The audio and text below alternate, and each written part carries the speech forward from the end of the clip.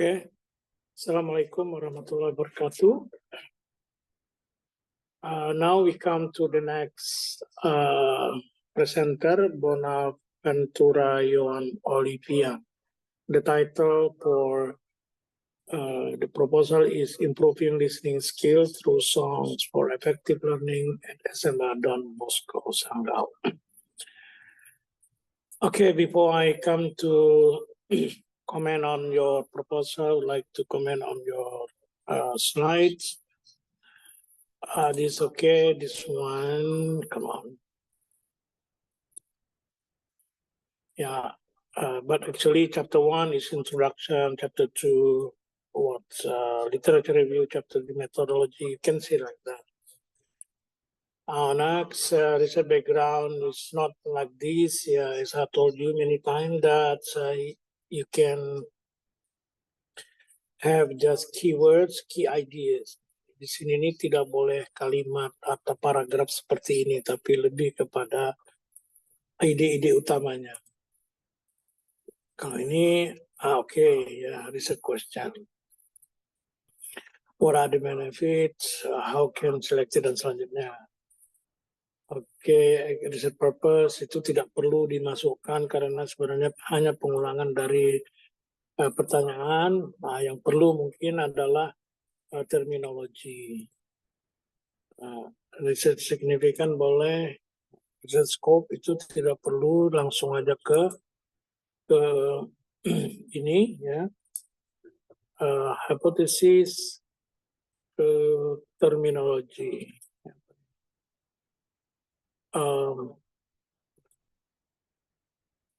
Terus hipotesis, setelah hipotesis harusnya adalah harusnya adalah variables ya, harus variabel. Kemudian selanjutnya ini terminologi, ini tidak perlu beginilah, ini terlalu tidak space, terlalu tidak efektif ya. Kamu harusnya dot saja, misalkan listening skill itu apa, jangan hanya listening skill itu ya, tapi harusnya listening skill itu apa definisinya yang you maksud. Tapi cuman keyword, jangan penjelasan panjang. Namanya juga PowerPoint ya. Kemudian mana lagi terminologi, ini chapter 2. Ini boleh seperti ini, kalau mau lebih mungkin ada sub gitu. Subtitle. Kemudian research method, research design, ini boleh, tetapi harus diperjelas lagi di next slide. Nah, ini tidak bisa hanya begini, kan kita harus tahu research desainnya apa. Kan misalkan kalau eksperimental ya kamu jelaskan. Jadi di sini terlalu singkat pula ya. Tapi harus ada penjelasan, tapi penjelasannya itu bukan paragraf, bukan kalimat panjang, tapi ide-ide utamanya saja. Oke, itu your slide. I hope that you can improve the slide. Now we come to your proposal. Yeah. Oke, improving listening skill through songs. Ini sekali lagi sebenarnya judulnya sudah jadul banget, ya, sangat tua. Jadi sudah tidak terlalu apa. Ya, saya tidak tahu apakah ini nanti ketika seminar sesungguhnya bisa diterima atau tidak, tetapi secara ide ini tidak masalah. Tugas kamu adalah bagaimana membuat judul Through Songs itu menjadi sesuatu yang inovatif. Ya, mungkin ada ide-ide baru yang mungkin bisa bisa membuat ide ini menjadi ide yang masih current lah, atau relevan dengan hari ini. Nah, oleh karena itu kamu harus berjuang di background ini untuk mengatakan bahwa listening through songs atau teaching listening through song itu menjadi sesuatu yang masih baru gitulah kira-kira. Jadi oleh karena itu ada unsur-unsur kebaruannya. mungkin yang mudah adalah involve atau include, memasukkan unsur-unsur teknologi dalam penelitian ini. Kalau kamu bisa membawa mungkin aplikasi ataupun materi listening online dan sebagainya seperti itu, menjadi sesuatu yang mungkin bisa menarik begitu dengan konteks hari ini. Karena kalau cuma teaching listening through songs itu sesuatu yang sudah sangat ini. Oke, research question-nya itu sebentar. Saya harus cari dulu metodologinya. Kamu bicara apa di metodologi? Karena research question-nya itu agak aneh gitu. Oke, now kamu menggunakan car. Oke, now I can go back to this page. Research question, what are the benefits? What can be selected songs? What is the teacher roles? Nah, ini ketiga pertanyaan ini tidak bisa. Ini bukan pertanyaan, maksud saya pertanyaan seperti ini tidak bisa dijadikan pertanyaan riset. Kalau pertanyaan riset, classroom action research, itu kan sudah saya kasih tahu pemodelnya dan lain sebagainya. Ya. Modelnya itu kan how does the use of songs improve listening. Nah, itulah kira-kira. Jadi spesifiknya seperti itu. Dan biasanya kalau classroom action research cukup satu pertanyaan saja. Karena dari satu pertanyaan itu, karena kita menggunakan kata how, maka dia jawaban pertanyaan how itu panjang ceritanya. Karena pakai menggunakan kualitatif data. Nah, kamu juga bisa menggunakan kuantitatif data. Jadi oleh karena itu, mungkin how does listening how does the use of song improve listening? Itu salah satu cara untuk menjawabnya adalah dengan mempresentasikan hasil peningkatan tersebut. Jadi sekali lagi ini tiga-tiganya salah. Jadi kamu ganti dengan apa yang saya sarankan tadi. Oke, saya skip ini, to be quick. Skopnya tidak seperti ini ya. Skop itu langsung saja ke terminologi kalau untuk CAR. Di dalam CAR sebenarnya tidak ada hipotesis. Karena kalau ada hipotesis, nanti skripsinya harus menghitung dengan rumus hipotesis. Jadi testing hipotesis namanya. Namun ada beberapa riset, maksudnya ada beberapa buku yang memang juga menjelaskan CAR itu boleh menggunakan hipotesis. Nah sekarang terserah kamu ya, tapi kebiasaan kita di AppKeep itu tidak menggunakan hipotesis. Oke, terminologi ini sudah berkali-kali saya jelaskan terjemahan atau deskripsi penjelasan tentang terminologi itu tidak seperti ini. Listening skill misalkan, yang kita maksud dalam penelitian ini adalah listening skill yang mana? Karena kita menjelaskan listening skill yang spesifik hanya terjadi di penelitian ini. Jadi oleh karena itu, ini harus diperbaiki. Song harusnya itu adalah, kamu jelaskan song yang seperti apa yang you maksud dalam penelitian ini. Apakah song reggae, ataupun rock, ataupun rhyme and so on like this ya. So the definition is not the general definition. Tidak ada namanya song for effective listening, itu tidak ada. Maksud saya itu terminologi yang salah. Ya. Jadi judulnya pun dibuang itu for effective learning itu. Karena effective learning itu sangat tergantung. Dan juga effective learning itu adalah hasil dari penelitian. Nanti kalau kamu sudah selesai penelitian, kamu bisa mengatakan song ini efektif for learning kan gitu. Bukan judulnya itu. Communicative language teaching ini saya tidak tahu apa hubungannya dengan judul kamu. Apakah mengajar dengan song itu masuk dalam communicative language teaching? Classroom research itu tidak perlu dijelaskan di sini karena ini adalah metodologi riset. Oke, selanjutnya adalah literature review. Literature review seperti yang saya sampaikan, kalau kamu meneliti tentang menggunakan CAR atau experimental research, itu harus dimulai dengan teaching. Karena riset kamu adalah riset tentang teaching. Jadi teaching listening in EFL context, English as Foreign Language context. Jadi sudah harus dijelaskan.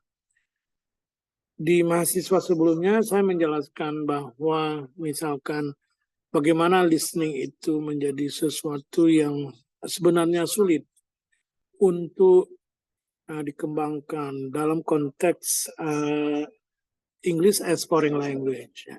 Kenapa? Karena sumber belajar listening itu sulit didapati karena kita kan tidak bertemu dengan orang yang menggunakan bahasa Inggris dalam kehidupan sehari-hari. Jadi kemungkinan materi listening hanya bisa kita dapati di kelas. Ya, di luar kelas itu sangat sulit. Namun di situ kamu akan bercerita, ya kan, dengan perkembangan teknologi di mana banyak sekali podcast ataupun stasiun radio dan materi dan berbagai guru yang meng-create material online itu menjadi sebuah rich environment. Jadi sekarang status English as foreign language itu sebenarnya sudah diminish atau berkurang karena sebenarnya kita bisa mengakses English every day anywhere. Jadi the status of the foreignness of English in Indonesia is actually now questionable. I mean, kalau dulu disebut English as foreign language itu karena kesulitan kita untuk mencari resource. Nah sekarang kalau yang namanya bertemu dengan bahasa Inggris itu kan gampang sekali. Sekarang tergantung kita mau atau tidak mau saja. Nah ini sekali lagi judulnya harusnya adalah Teaching Listening in English as Foreign Language Context. Ya. Ini tadi harusnya di atas, kemudian kamu bicara tentang listening, skill of listening, dan lain sebagainya. Nah, classroom learning media boleh seperti ini, ya, tapi kalau saya sarankan, langsung saja kamu itu bicara tentang songs for language teaching. Karena sebenarnya pembahasan tentang song for language teaching itu sangat banyak. Jadi kalau lebih baik kita fokus kepada songs for language teaching ketimbang kamu itu berbicara tentang classroom learning media, ya harusnya teaching media bukan learning media. Yang ada teorinya kan begitu. Oke. Ini kamu jelaskan, tadi saya bilang saya tidak tahu apakah itu memang akronim, ya, songs for effective learning, apakah sebuah istilah, karena saya tidak mengerti kalau ada istilah seperti itu, ya. Harusnya kan songs for language teaching, apakah dia efektif atau tidak efektif itu tergantung penjelasan kita. Oke, ini boleh kamu bicarakan, yaitu beberapa penelitian yang sudah dilakukan, bagaimana caranya untuk incorporating songs in teaching. Nah, tapi yang tugas kamu sebenarnya adalah untuk to reveal atau to talk about how can song help listening, itu yang sebenarnya harus. Boleh membahas tentang efek sampingnya seperti motivasi. Ini kan kalau kita bicara tentang motivasi sebenarnya kan itu adalah side effect-nya saja. Jadi bukan bicara tentang yang sesungguhnya.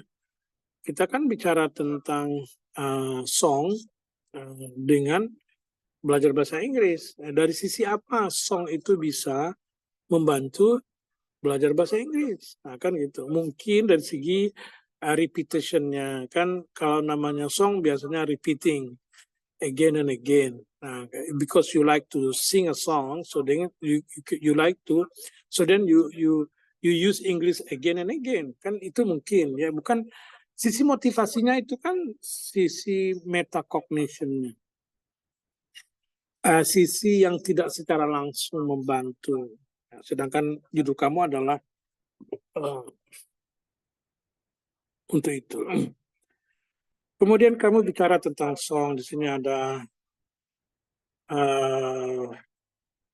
beberapa song di sini. Nah, kamu harusnya ini yang saya katakan tadi perlu dibahas itu kenapa ngambil tema-tema song seperti ini misalkan, kan harusnya punya alasan. Nah, itulah sebabnya harus dibahas di literature review. Ini tidak boleh di sini. Classroom action research itu adalah bagian daripada metodologi. Jadi ini dihapus. Nah, saya tidak mau bicara itu. Oke, nah di sini barulah kamu bicara tentang classroom action research. Ya. Kamu jelaskan secara detail. Harus ada referensinya karena classroom action research itu adalah sebuah metodologi riset. Jadi kalau kamu bicara, kamu harus punya referensi. Jangan sampai kosong dari referensi ini. Ini kan seperti ngarang jadinya kan. Nah, dan kamu yang penting dijelaskan di sini itu apa classroom research, kenapa kita menggunakan classroom action research, dan bagaimana melaksanakan classroom action research. Itu buku yang paling terkenal, bukan paling terkenal. Maksud saya, buku yang lumayan terkenal tentang CAR itu adalah oleh Anne Byrne. Ya, Anne Byrne. Itu 2010. Itu Doing Classroom Action Research in English Language Education. Itulah kira-kira judul bukunya. Saya kira itu kamu bisa cari di online karena itu gratis. The book is very good, ya. Kamu bisa mengikuti langkah-langkah yang dijelaskan oleh Anne Byrne itu. Partisipan, oke. Sementara oke, data collection. Nah, ini data collection. Ini apa yang kau bahas ini? Data collection, cukup kamu mengatakan data collection itu seperti apa akan dilaksanakan.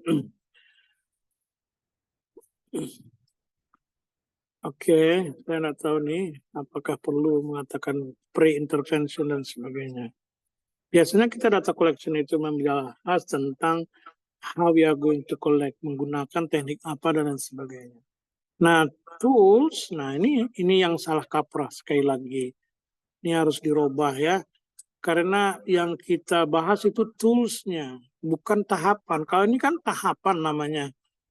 Tidak ada namanya pretest, post-test di dalam classroom action research. Kalau pretest, post-test biasanya pakai experimental research. Walaupun ada 1-2 buku riset yang membolehkan atau yang menunjukkan seperti ini, tetapi generally pretest post-test itu adalah desain untuk pre-eksperimental, untuk eksperimental maksud saya. Tapi kalau yang namanya tahapan tahapan penelitian CAR itu adalah ya analisis, kemudian